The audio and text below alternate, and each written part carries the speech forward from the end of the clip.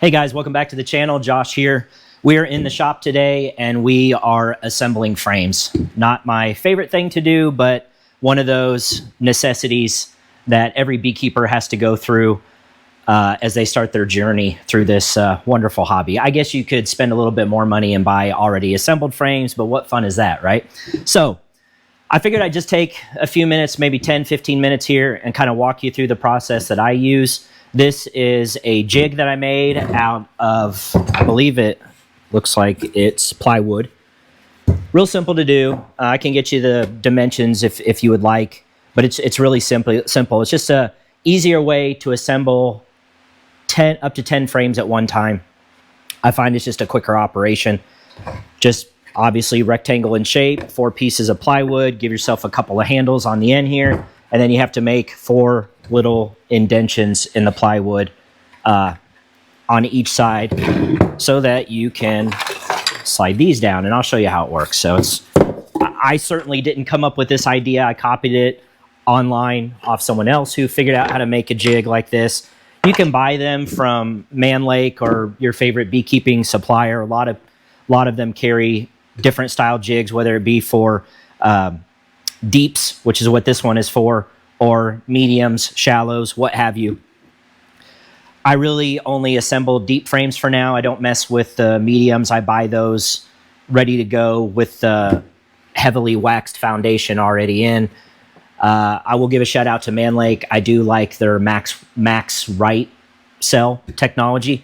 I buy a lot of that for my mediums and for my supers. For my deeps, I really like Acorn foundation, the double wax foundation. So I've got a whole box of it sitting over here somewhere that I will be using for these deep frames. So let's go ahead and get started and I'll show you how I do this. It's actually really simple and straightforward. So these are just thin sheets of, I believe, also plywood. They do have a slight bend to them. I didn't mean to do this, but I take advantage of it. So I put the bend so that it's going towards the outside. And all this does is it just kind of helps secure the sides of the frames better because it presses up against them. And so you just stick 10 of these on each side, literally. Just keep feeding them through here. I usually start with the top, so I put the top up. Slide them over here. So top up, meaning the top of the frame. And you're just gonna put 10 in here. Make sure they're all fitted, pressed together up against the side. That's what makes it a little bit easier. And then I just have a little custom-made wedge shim, little piece of wood that I will stick down in here like so. And that just keeps everything pressed together. Same thing, a little bit of a bend this way. You don't have to have the bend, but it really keeps them. I kind of like it because it really keeps them in place, I've found. Conversely, if I turn this piece around, they tend to fall on me, you know? So I just find it easier this way. Just the way I do it. There's lots of ways to do it.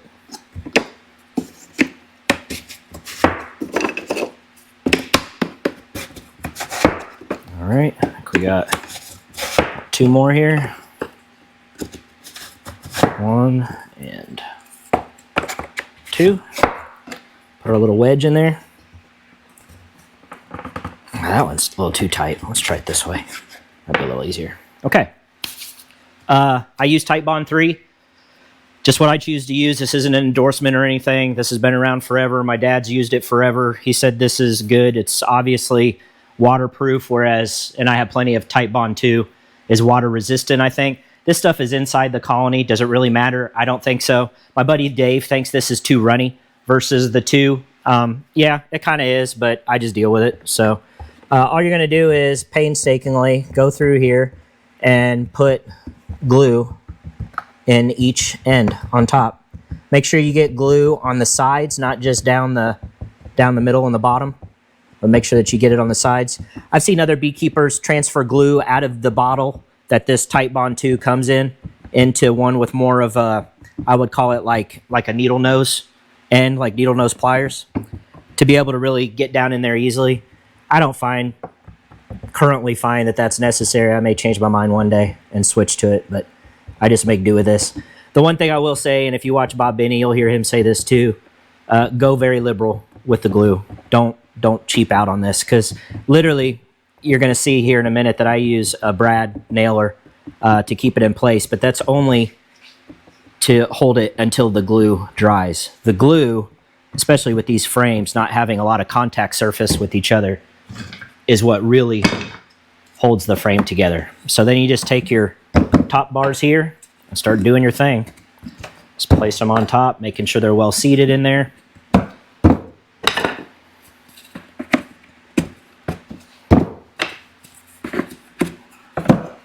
And you can see the advantage of the jig now, where it's holding the frames together so it's not going to be wobbly on you. It's going to make sure that they're nice, with a nice 90-degree angle, keeping everything perpendicular and parallel from the sides to the tops and the bottoms. And just, everything goes together real nice. And then just, oh, safety first. Take your nailer and drive one into the top of each bar.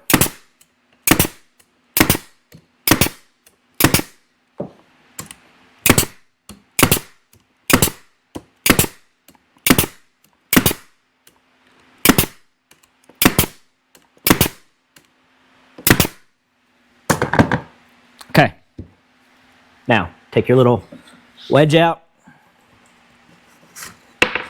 both of them if you can get a hold of it. And then you're going to take the whole assembly, okay, and you're going to push down and flip it over like that. Now, very important step. And I say this is important because I've forgotten to do this one time and paid for it. So learn from my mistakes. And this is where me having these, where they're kind of wedged up against it, is not the greatest thing. So I've just been kind of using my Hive tool. But you've got to, what I'm trying to get to and get to say is that you need to remove these, okay? Because if you accidentally assemble these frames with this still in here, you're you know what, you're out of luck. Let's just call it that way, okay? So go ahead and make sure to lift these out, just like so, and rinse and repeat with the glue. Apply liberally each end piece.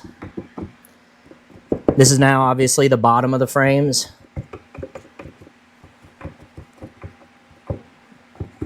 I find once you have the tops secured, these don't move as much, even without the little inserts. Are they going to move a little on you? Yeah. Can you deal with it? Yeah.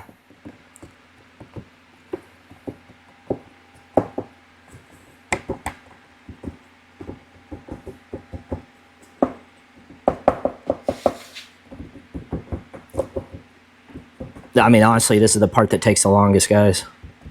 Just getting the glue on there. Okay. Grab your end bars, and I think you know what to do. Just make sure, you want to, what I do is I make sure that I kind of pinch the ends inside, because you want to make sure that you're getting full contact with the wood there, and that the bottom is seated properly inside the end of the frames.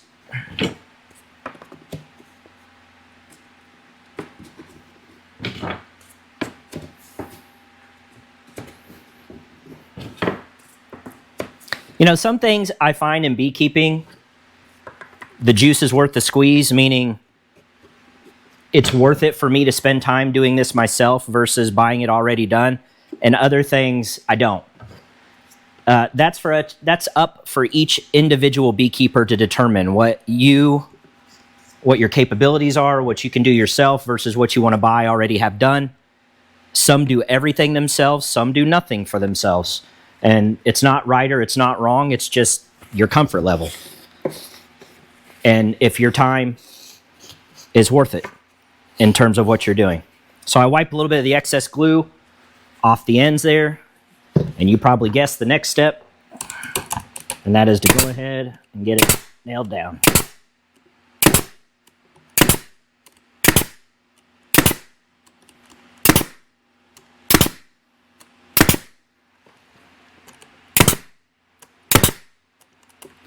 occasionally you'll have a nail shoot out the side because it hits some sort of imperfection or knot in the grain.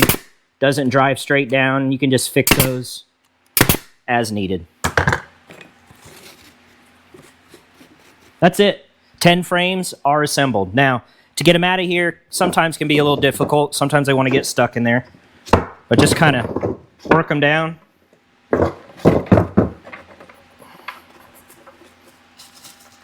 Yeah, get wedged here at the very bottom sometimes. That's it. Voila. 10 frames fully assembled. Now, some of you may ask or point out, well, Josh, why don't you have the foundation already in there? I don't think you need to. I've seen where several beekeepers will assemble their frames with the foundation already in here. I find that's not necessary. There's enough flex in here without compromising the joints or the glue to be able to, especially with this type that's the wedge, where you can just fit it in these grooves. So I'll just take a piece of acorn, pop it in there, just bend this up slightly, snaps right in.